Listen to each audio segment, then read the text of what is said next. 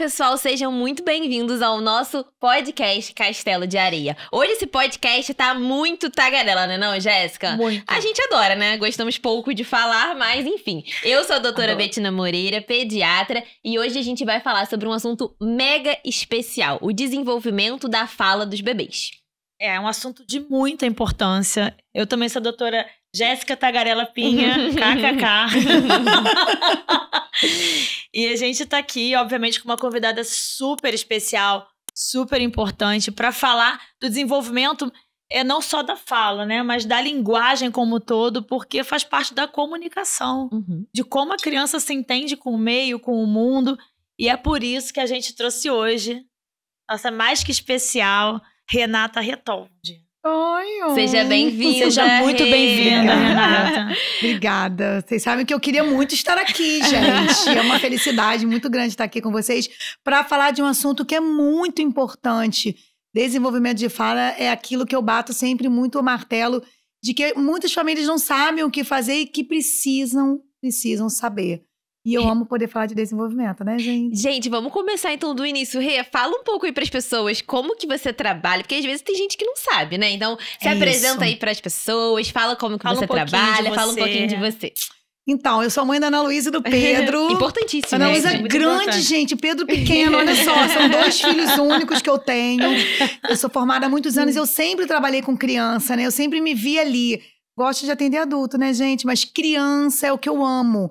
E neles que eu me realizo. Tô doida pra ser avó, né, também, no caso. Calma, Renata. Mas eu tenho filha, eu vou ter... Ih, não posso falar essas coisas. Não fala. Então, eu tenho essa criança comigo desde o momento que ela nasce, desde esse momento da amamentação, até essa criança começar a falar. E ainda passo nesse grande momento também pela audição. Então, eu tenho um desenvolvimento todo ali comigo.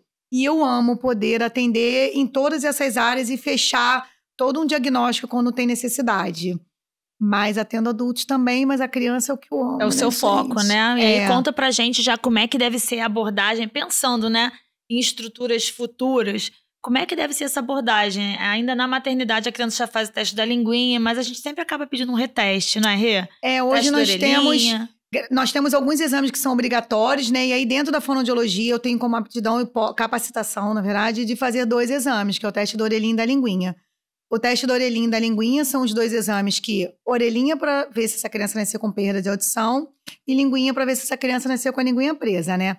E aí nós sabemos que em alguns casos nós precisamos fazer um reteste da linguinha por conta de alguns exames, né, que saem na maternidade. Da orelhinha não, porque é equipamento. Eu só preciso que esse profissional tenha a mão daquilo ali, porque não é qualquer um que trabalha com bebê. Você não é qualquer um que trabalha com criança, muito menos com bebê.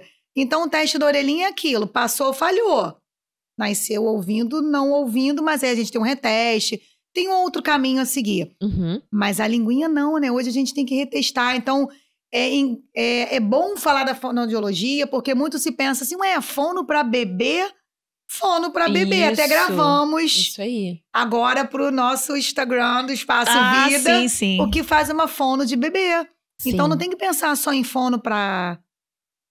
doença ou alguma degeneração do idoso, ou para professora. Não, fono de bebê. Até assim, para algum fonema, né? A gente tem que pensar na construção como um todo da linguagem. Para isso, o que você avalia? O que é fundamental para construir uma linguagem para a criança começar a falar, Renata? Então, sabe o que eu vejo muito nos meus atendimentos? Meu atendimento é domiciliar, né? Eu gosto de ver essa criança que está ali começando a falar na casa dela. Ver como é a dinâmica da casa e como os pais, os cuidadores... Vem aquela criança ali, de não pegar um copo d'água e entregar sem ela pedir, de ofertar uma fruta sem nem ela querer. Então, o importante é deixar essa criança ter autonomia, sabe? Essa família precisa entender que essa criança tem que expressar algo. E hoje eu vejo que muita gente não tem essa visão e aí acha que é... Eu acho que a criança precisa aprender que ela tem que se esforçar para conseguir o que ela quer. Mas inclusive não é isso. Falando, Eu vou falar uma coisa pra vocês. Não é isso que a gente vai falar. Começou a tagarelice. Até as crianças que são criadas também pelos avós. Meu afilhado, no caso, também é criado pelos meus pais. E eu acho que as crianças, por exemplo, tudo isso que você falou, né, da facilidade. Exato. A criança não precisa se expressar. Já tá todo mundo em cima. Não, o que você quer? O que você toma? Então, eu acho que é importante. E você acha que eles não gostam? Claro que eles gostam. Agora agora tá na hora da água. Toma agora aqui. é a uva. Você apontou, vou pegar pra mas você. aí ela não tem o poder de comunicação. Isso e ela aí. ficaria assim... gente, estão me dando agora o biscoito, agora é hora do macarrão, agora é hora do arroz, não é isso. Até no consultório mesmo, você vê que ela diz, aí a mãe, não, tá com sede. Gente, deixa ela falar que ela quer água. É o quê? Transmissão de pensamento? É um dialeto, né? Eu Como também. que ela sabe que aquilo dali é água? Porque ela achou que aquela era da água. Própria. E sabe o que eu vejo muito também? Muitos pais preocupando-se mais com o desenvolvimento motor do que de fala. Eu vejo crianças, quando eu vou avaliar, andando de bicicletinha de equilíbrio, mas não fala mamãe. Aí eu fico, peraí, vamos parar. Você prefere que ele ande de bicicletinha ou que ele te chame? Ué, mas não pode ser uma coisa e outra? Não, gente, é tudo ao mesmo tempo agora. Essa cabeça tá ali esperando. É uma esponja, né? Eu brinco que eles não têm uma conta pra pagar. Então, tudo que ensinar, vambora. Eu tô aqui te esperando até 2 anos pra, me ensina, me ensina, me ensina. Tanto é, gente, quem nunca escutou uma criança pequenininha falar um palavrãozinho assim? Eles não sabem, eles repetem Eu acho que existem o palavrão. os dois extremos. Eu acho que existem os pais que não se preocupam com a linguagem. Eu acho que existe também o contrário. Chega no consultório, muitos pais assim, socorro, meu filho não fala. Às vezes nem ainda é a época da criança. Fala, é autismo, é não sei o quê, é não sei o que lá. Porque hoje nós temos muitas informações, eu acho que existem os extremos, né? Mas você sabia que eu acho que hoje, pelo que eu vejo diariamente, tem mais as pessoas que estão esperando. Mas meu marido falou com 4 anos. Eu fiquei, você quer que seu filho fale com quanto? 3 ou com 5? 4 não, porque seu marido já falou com 4. E eu vejo mais isso. Claro que tem bem a outra parte, né? Atraso de fala é autismo. Eu fico, calma, gente. Não é assim também, não. Não é, né? Pode ser audição, Exato. Pode ser estímulo. A maioria dos atrasos de desenvolvimento são por estímulo, falta de estímulo. Mas você sabia que você falou de uma coisa que é importante da audição? A otite... ela causa esse ouvido abafado, por consequência, essa criança não tá ouvindo, essa criança não tá falando. E tem otite que é silenciosa, essa criança não tá chorando. A gente viu isso no congresso. Foram 3 aulas de otite no congresso. Exatamente. Cara, eu amo falar de otite, amo. E eles estavam falando exatamente isso, Rick, que assim, às vezes o atraso da linguagem simplesmente se dá pelo fato da audição. Exatamente. E eles falaram muito sobre um tipo de otite que causa, que é silenciosa, entre aspas, né? E que isso realmente... interfere muito, então... E você não tem como saber, porque você só vai... A criança maiorzinha, ela não vai ao pediatra uma vez por mês, como ela vai quando bebezinha. Isso. E aí, isso daí passa. A criança também não sabe expressar, uma coceirinha no ouvido. Gente, uma coceirinha na orelha não significa que ela tá com dor. Super. E passa por vocês, sem vocês nem perceberem. E por isso que o exame físico é fundamental também, né? Exatamente. A gente olha de todos os meus pacientes no consultório. Tem que olhar. E se acontecer alguma coisa... encaminha pro otorrino. Vai que lá ele seja aquele profissional mais de especialidade. Sim, lógico. E Rê, conta então pra gente aquele momento tão aguardado ali por volta dos 3 meses, o bebê começou ali a sorrir. Conta pra gente aí o que acontece a partir dos 3 meses em relação à linguagem da criança. Eu vejo que nessa fase, tirando a questão da linguagem, tem a questão lá do vamos falar do angu. Gente, nessa fase... a criança já quer comer angu. Que acha que fica... Ontem a mãe falou assim, Renata, ela ficou falando angu. Aí eu, não, calma aí. Ela não quer comer angu, ela não falou angu. Ainda tem essas letrinhas soltas, isso é normal, ela tá ali balbuciando, mas não é diferente do balbucio lá na frente quando é consoante vogal. Porque tem toda uma cronologia, gente. Existem ali os marcos do desenvolvimento. Eu preciso seguir uma reguinha ali, claro, sabendo... que nem toda criança tem o mesmo desenvolvimento como o priminho, o irmãozinho, o amiguinho. Mas eu preciso me basear. Então, eu começo ali a sorrir, a conversar sozinha. Fazer os sons, né? Fazer os sons. Falou, né? A gargalhar, né? Sim, também. É sorrir. Mãe acha massa quando eles começam a falar o e começa. Perfeito. E, Rê, fala um pouco também de como a amamentação ajuda no desenvolvimento da fala, né? Ajuda nessa musculatura facial e, consequentemente, na linguagem. Então, quando a gente pensa que a língua, toda a estrutura oral, né, ela posiciona de um jeito diferente da mamadeira, claro que aqui ninguém está falando nada ao contrário de mamadeira ou de seio, enfim. Quando eu tenho essa amamentação no seio, ela tem toda uma estrutura óssea ali. Então, ela vai sim fortalecer a musculatura de bochecha, de língua, ela vai fortalecer tudo. Porque eu preciso que essa criança tenha esse movimento articulatório para falar. Claro que também a língua precisa estar toda perfeita dentro da boca. Acho que vale a gente falar sobre isso também, né? Sobre essa indicação de frenectomia. Será que toda criança que tem ali o teste da linguinha alterado... toda criança tem que fazer a cirurgia, tem que fazer frenectomia imediatamente, tem? Nos primeiros dias de vida? O que nós temos que pensar é que essa língua, ela precisa fazer a movimentação correta dentro da boca. Ela precisa ter mobilidade. Nos primeiros fonemas que a criança aprende, a falar mamãe, papai, ela usa os lábios. Então, ela não precisa de ter... Ela pode ter uma língua presa, né? Ela vai falar mamãe, papai. Mas no momento que ela começa a falar os fonemas de elevação de língua, essa língua vai atrapalhar. E aí eu vou voltar lá na amamentação. Se eu tenho uma linguinha presa, essa criança não vai conseguir mamar como ela deveria. Mas ela vai mamar porque se essa mulher tiver uma boa produção de leite, tiver uma mama mais fácil... Ou uma baixa sensibilidade à dor, né, Exatamente. também, né? E aí essa mãe pode não estar também com dor, ela tá pensando assim, não, é uma dor que eu suporto. E vai. Mas em algum momento, temos que pensar que tem a parte da comida aqui nesse meio de mastigação, de respiração. Então essa linguinha tem que ser muito bem avaliada, sabe? E aí... Quando fazer ou quando não, né? Qual é a época? Isso é aquilo. Eu avalio e deixo a família decidir o que ela quer pra ela. Aquela criança O que é melhor naquele momento. O que é melhor pra ela? Não sou eu nunca que vou falar nada. Eu avalio, tá aqui, ó. O que você vai decidir? Ah, eu quero agora, porque agora a dor em mim é física. Ele não tá ganhando peso, tá difícil. Não, tá tudo indo bem, deixa eu ver. E aí a decisão é dela. Isso aí. Não existe uma regra, gente. Teste da linguinha alterada na maternidade não quer dizer que você precisa fazer uma frenectomia imediata no seu filho. Quer dizer pelo só amor de que Deus. você precisa acompanhar. Com o pediatra também, todo mundo junto. Com pediatra, com a com fono, com dentista, Sim. com buco, Odontopediatra. odonto, seja lá Isso. quem for. E é nessa hora que eu sempre conto o meu relato. Já, não sei se já contei pra 1000 pessoas, eu conto em live, Conta, eu conto sempre também. assim. Porque eu tive muita dificuldade na amamentação da Alice, que era quase que uma tortura pra mim. Porque ela tinha realmente uma língua... Não era presa, a língua dela não saía, né? Muito presa. Era muito presa. E aí, na época, né? Eu era pediatra, mas eu era mãe.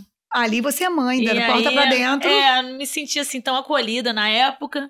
E não tinha todos esses recursos, né? Agora a gente tem muito mais recursos, mudou bastante. A Alice já tem 15 anos. E eu sofri muito, muito, muito. Mas eu só fui fazer a frenectomia nela quando ela tinha 9 anos de idade, porque começou a atrapalhar a dentição. Uhum. E era uma indicação médica, não tinha o que fazer. Ela tinha que fazer de qualquer jeito, que foi quando fez. E até hoje ela ainda tem, assim, algumas alterações em alguns fonemas. Não só ela, porque a culpa disso tudo é do Léo. Porque ele que tinha a língua presa também. Exatamente. Então eu sofri porque ela herdou do pai essa língua, entendeu? A avaliação médica também sempre, né, gente? Lá em casa foi a mesma coisa. Eu me aprofundei muito na amamentação porque, gente, o meu bico do seio, ele caiu. Nossa Senhora. E quando eu vi que eu falei, nunca mais ninguém vai colocar a boca aqui. Nunca mais. Nunca mais ninguém vai colocar a boca aqui. Chega. E aí você vai e você passa a atender as pessoas com seu olhar, né? Quando você vê que eu não quero que você chore porque eu já chorei. Que você sofra. Você quer que alguém sofra porque tem a língua presa? Não. Aí, olha como são as coisas, filho de fono. Aquele mesmo filho que arrancou meu mamilo foi o mesmo que teve atraso de fala. Uhum. Então eu falei, cara, eu quero trabalhar, eu quero focar nessa criança pequena, nas duas... Eu até digo uma coisa assim, gente. Nos 2 grandes desafios. Uhum. Eu não digo problemas, não. Eu digo desafios porque são coisas que são resolvidas. Uhum. Então, na amamentação e no atraso de fala, eu tô ali... Eu vivenciei a ponto de levar o Pedro pra fazer uma audiometria que eu achava que o Pedro tivesse perda de audição. E eu fiz audiometria, eu fiz até ressonância. Então, eu falei, cara, eu acho que o Pedro não escuta. Coisa. Eu fui fazer audiometria como... Falei, não vou falar que eu sou fono, né? Porque ela vai falar assim, que tá fazendo o que aqui? Aí eu fui, não, deu uma audiometria normal. Ufa, ele escuta. Aí eu falei que eu era fono. Então, hoje eu tenho muito o meu olhar de mãe.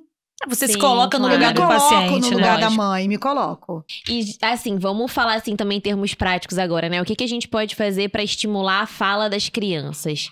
O que vocês acham que a gente pode dar de dica também pras mães que elas vão se beneficiar com isso? Eu digo que numa casa, Betina, não pode ser uma casa silenciosa. Eu preciso conversar. A criança tem ali os neurônios esperando escutar algo e você escuta o silêncio. Eu preciso que narre, que converse. Ai, não tô entendendo nada que ela tá falando. Conversa. Até mesmo aquele bebê de 3 meses que tá lá no au, au. Pois é, seu dia hoje foi bom. Se foi hoje na tia Betina ou se foi na tia Jéssica. Pois é, eu coloquei que ela... Tem que conversar, gente, porque essa criança... também, desde recém-nascido. E vai narrando o ambiente, né? Vamos para o quarto, vamos abrir o armário. E de uma forma natural, brincando. Agora você vai tomar um banho. E eu adoro esse sabonete. Dando previsibilidade também, exatamente. Né? Que faz com que a rotina até fique melhor. Exatamente. E assim, é uma rotina que é legal. Ela vai ver que ela tá conversando com o bebê dela. Ele vai escutar a voz dela. Aí o pai chega, ó, o papai chegou, trabalhei hoje. Ele já vai escutar pra voz Outra do pai. dica que eu acho que Aí, vale muito também legal. são os livrinhos, né? Aqueles livrinhos que tem som também dos animais, Eu de gosto. mostrar, de De textura. imitação mesmo. Sim, É, porque a porque- criança precisa isso. imitar. Essa Isso. criança que vai falar, ela tem que passar, pré-fala, né, que eu digo. Ela tem que imitar. E aí eu faço até eu brinco. Lá no aniversário de um aninho, todo mundo bateu parabéns. Ela também? Não. Ué, mas ela por não que não? imitou. Por que ela não imitou? Se eu te der tchau, ela vai me dar tchau? Então eu preciso que essa criança imite. Então é uma coisinha, imita. É uma coisinha que eu preciso que esses pais fiquem Atentos. atentos. Ô, Rê, então conta um pouquinho assim pra gente também, né? Que eu acho que é fundamental até pras pessoas todas saberem quando é que eu tenho que ficar realmente preocupada, quando é que eu tenho que ficar, putz, demorando muito, quais são os sinais de alerta e com que idade eu tenho que me preocupar se o meu bebê não fala? Eu levo muito para a questão dos 18 meses. 18 meses é na nossa régua dos marcos de desenvolvimento, como ali. Então eu já espero, não quero falar para você número de palavras, mas eu já espero muitas palavras com 18 meses. Se eu for pensar em quantidade, calma, nossa, 50. Mas 50, oi, tchau, mamãe, papai, xixi, bobó, au, Papá, né? papá. E aí, quando você vê, tem elas. Mas eu também posso não ter as 50, mas eu também não posso ter 10. E aí, o que eu gostaria muito? Nós não temos uma medicina que seja, uma cultura na medicina, que seja de antes procurar ajuda. Então, as crianças estão vindo com 2 anos e meio, 3 anos com atraso de fala. Mas eu coloco ali 1 ano e 6 meses como uma idade muito importante para observar essa criança. Porque com 2, essa criança já forma frase com 2 palavrinhas. Mamãe rua. Posso falar mamãe rua? Posso. Mas ela já tem um sentido de que ela quer a mãe para ir pra rua. E aí, se eu deixo esse tempo passar, esse tempo passa.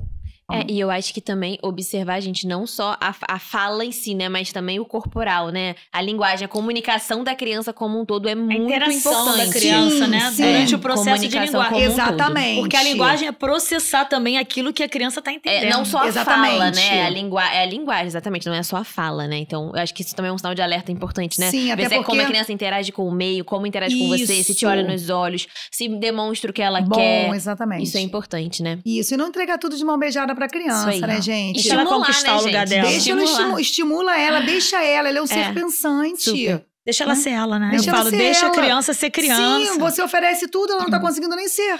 Deixa ela se frustrar também, né? Exatamente. Estamos E a chegando gente ao tem que chegar ao final final. aqui do nosso podcast. E, Rê, como sempre, a gente vai pedir pra você escrever uma frase aqui pra botar no baldinho e ajudar a gente a construir e reconstruir a saúde da criança. Então, fala aí uma frase de efeito. Peraí. Vamos lá. Peraí, Um que eu vou escrever ensinamento. primeiro.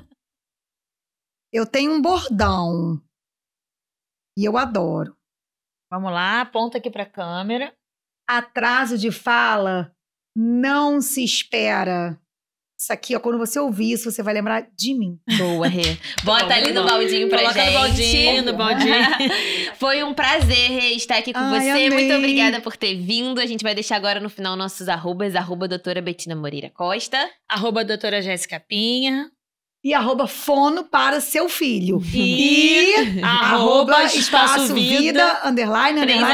Isso aí. E fala do seu e-book Isso. também. Ai, gente, então, para ajudar essas famílias, eu fiz um e-book Destravando a Fala, com várias estratégias baseado no dia a dia, e tá bem legal. E eu tenho certeza que vocês vão gostar. Perfeito, perfeitíssimo. Amamos. Obrigada, Rê. Foi um obrigada, prazer. obrigada, Beijo. obrigada. Tchau, até a próxima.